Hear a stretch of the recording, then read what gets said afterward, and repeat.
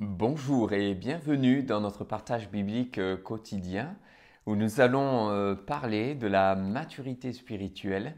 C'est notre troisième partie que nous démarrons aujourd'hui. Je vous invite à prier avec moi afin que Dieu bénisse aussi ces instants de partage, de méditation et puis toute notre journée aux uns et aux autres. Nous nous plaçons devant toi, Seigneur, en réalisant que sans toi, nous ne pouvons rien faire, sans toi, on ne peut pas porter de fruits, mais avec toi, oui, c'est possible. Alors, nous voulons garder la paix, garder nos yeux fixés sur toi et nous rappeler que tu nous as encouragés à ne pas être troublés, mais à te faire confiance. Tu nous as dit, gardez-vous d'être troublés dans les temps que vous vivrez, temps parfois difficiles. Alors, c'est ce que nous voulons faire. Et notre désir est de regarder à toi, de grandir dans la foi, de grandir en maturité spirituelle. Merci de nous conduire dans ce partage ensemble maintenant, dans le nom de Jésus. Amen. Nous voici donc ensemble pour notre troisième partie sur la maturité spirituelle, notre désir étant de grandir dans cette maturité spirituelle. Je vais relire avec vous notre texte de base dans la lettre de Paul aux Éphésiens au chapitre 4 et à partir du verset 12, et je vous invite, si vous le désirez, bien sûr à nous rejoindre dans votre lecture biblique. Donc Jésus, qui est notre modèle, est celui que nous voulons suivre et à qui nous voulons ressembler. Et l'apôtre Paul pouvait dire que le Seigneur Jésus a donné à l'Église des ministères dont, c'est-à-dire les uns comme apôtres, les autres comme prophètes, les autres comme évangélistes, les autres comme pasteurs et docteurs. Et verset 12, c'est pour le perfectionnement des saints en vue de l'œuvre du ministère et de l'édification du corps de Christ, jusqu'à ce que nous soyons tous parvenus à l'unité de la foi et de la connaissance du Fils de Dieu, à l'état d'homme fait, à la mesure de la stature parfaite de Christ. Ainsi, nous ne serons plus des enfants.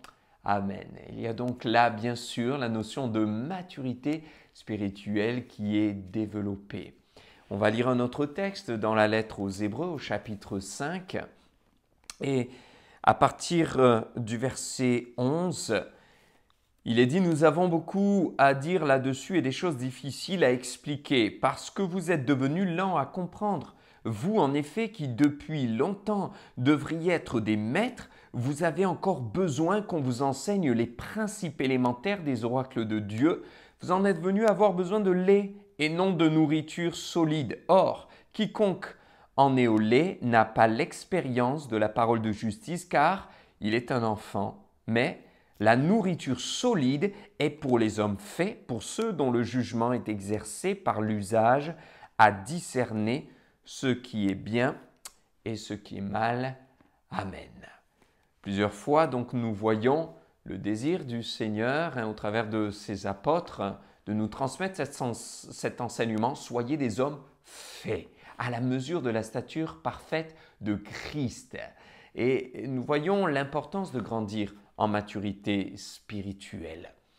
Dans notre troisième partie aujourd'hui, nous allons traiter des deux dernières raisons pour lesquelles il nous faut rechercher ardemment la maturité spirituelle et à grandir dans cette maturité. Je vous rappelle que la première raison que nous avons évoquée, c'est que c'est la volonté de Dieu. Deuxième raison, c'est le meilleur moyen d'être prêt. Troisième raison, c'est important pour avoir un bon témoignage. Quatrième raison, c'est bon pour nous. Le Seigneur nous dit, c'est ce qui est bon pour nous, il connaît nos besoins. Cinquième raison, on l'avait vu aussi ensemble, c'est le meilleur moyen aussi d'être solide, pour être stable et solide et avoir une maison qui résiste. On va donc voir aujourd'hui les deux dernières raisons. La sixième étant que c'est pour être participant au royaume de Dieu et à la nature divine du Seigneur, donc être rendu participant. Et puis la septième et dernière raison, c'est parce que c'est notre raison d'être en tant qu'enfant de Dieu et en tant que chrétien. La maturité spirituelle, je vous le rappelle, eh bien, elle parle de l'état d'un développement complet de la nature d'une personne. Elle parle d'un processus aussi, d'un chemin. Ça veut dire que nous sommes tous à un moment donné en chemin sur la voie de la maturité spirituelle et nous sommes tous en route vers la maturité spirituelle. On a donc tous des progrès à faire. Personne ne doit se sous-estimer ou se comparer, mais celui qui a été mature par excellence et qui est notre modèle, c'est le Seigneur Jésus-Christ. C'est pourquoi l'apôtre Paul, aux Romains, au chapitre 8, nous donnera au verset 29 une belle orientation aussi de notre destinée en tant que croyant. Romains chapitre 8 et verset 29-30, là aussi, un verset qui nous parle de la maturité spirituelle et donc de notre croissance dans la foi.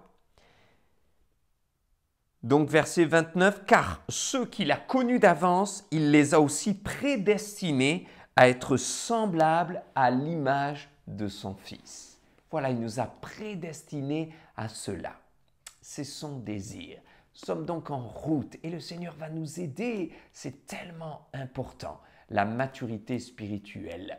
Donc entrons au cœur de cette 6e raison, être rendu participant au royaume de Dieu, à la nature divine. Regardons ce que l'apôtre Pierre nous dit dans sa 2e lettre. Donc 2 Pierre, chapitre 1er.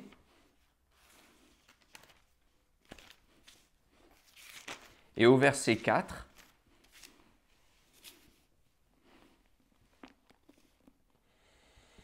on pourrait bien sûr lire à partir du verset 3 pour le contexte. « Sa divine puissance nous a donné tout ce qui contribue à la vie et à la piété au moyen de la connaissance de celui qui nous a appelés par sa propre gloire et par sa vertu. Celle-ci nous assure de sa part les plus grandes et les plus précieuses promesses, afin que par elles, vous deveniez participants de la nature divine en fuyant la corruption qui existe dans le monde par la convoitise. Amen. » Oui, le désir du Seigneur, c'est que nous soyons rendus participants à la nature divine. Voilà pourquoi il est important de grandir en maturité spirituelle. Vous le remarquerez avec moi, lorsque vous voyez bien des enfants, quel que soit leur âge, mais prenons l'exemple d'un enfant en bas âge, forcément, il y a des choses qu'il ne peut pas faire.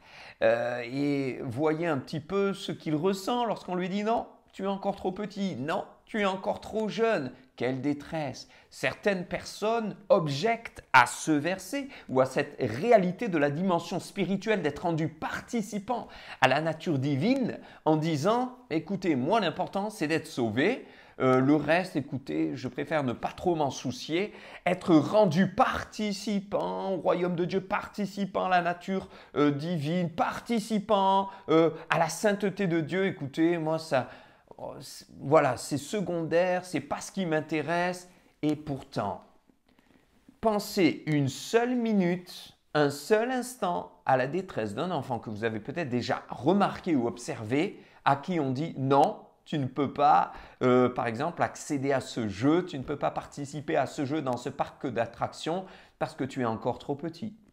Non, tu ne peux pas aller devant, tu n'as pas encore l'âge et la taille, tu dois encore rester derrière en voiture. Ah non, je suis désolé, là tu n'as pas le droit de manier cet objet, tu es encore trop petit. Voyez comment les enfants sont tristes, parfois ne comprennent pas.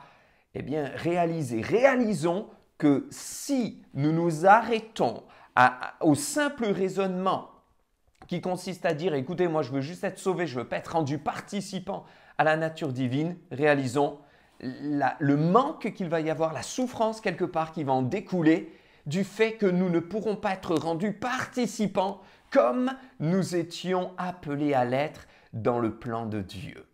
Nous sommes appelés à participer. Nous ne sommes pas appelés juste à être des spectateurs, mais à être rendus acteurs.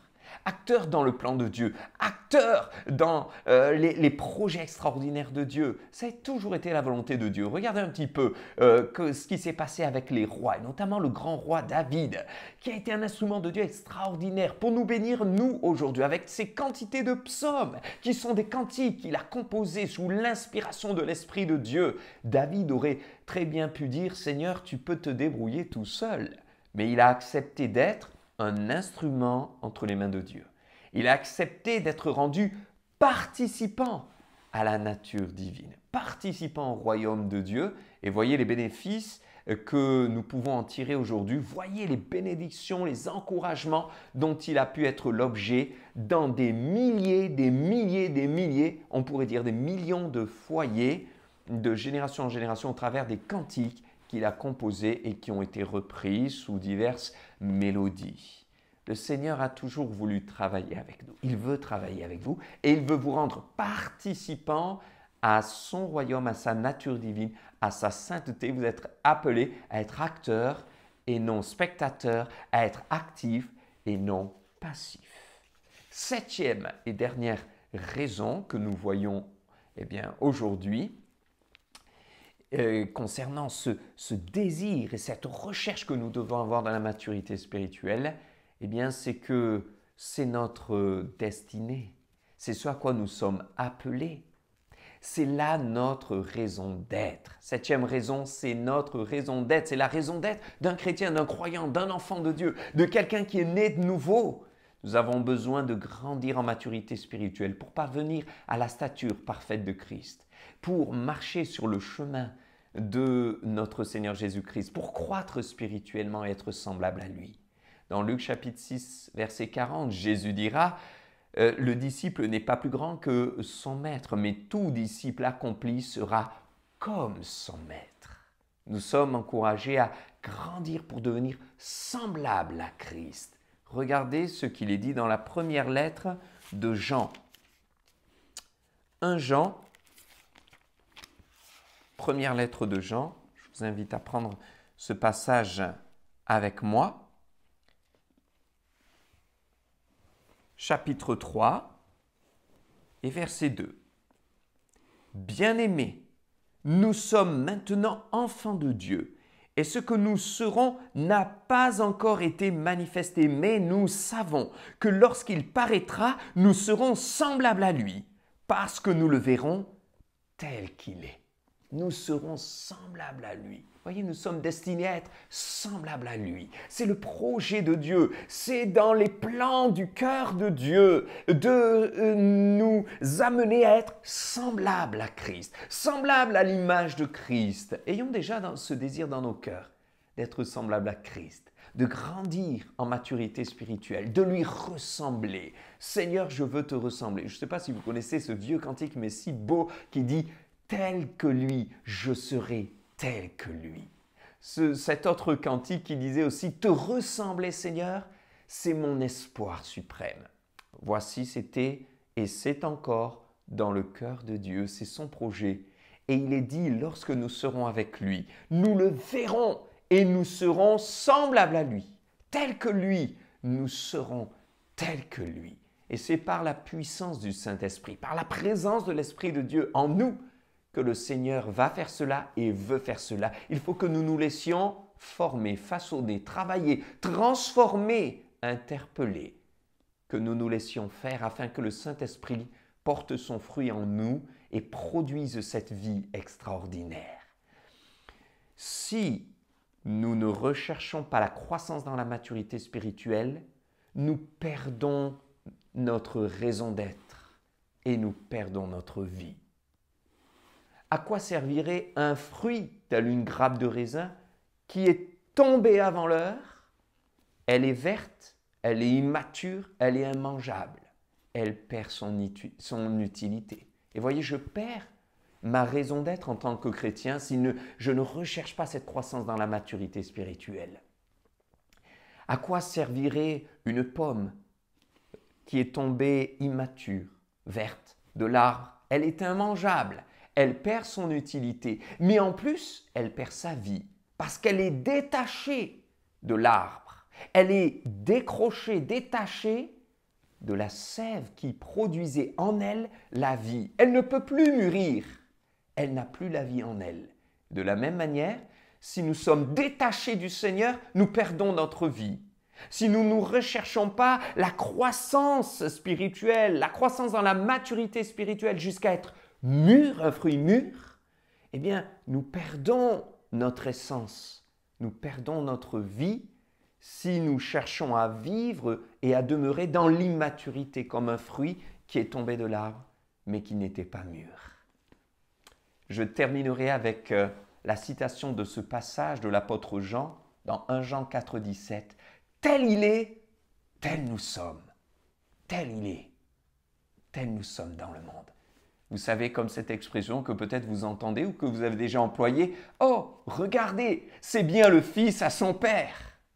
Et regardez, c'est bien la fille à sa mère, elle lui ressemble. » Oh, plaise à Dieu que nous puissions entendre cela de la part des inconvertis, lorsqu'ils diront « ce chrétien est bien le fils à son Père céleste. Il marche comme lui. » Pourquoi pourront-ils dire cela? Parce que nous aurons grandi en maturité spirituelle.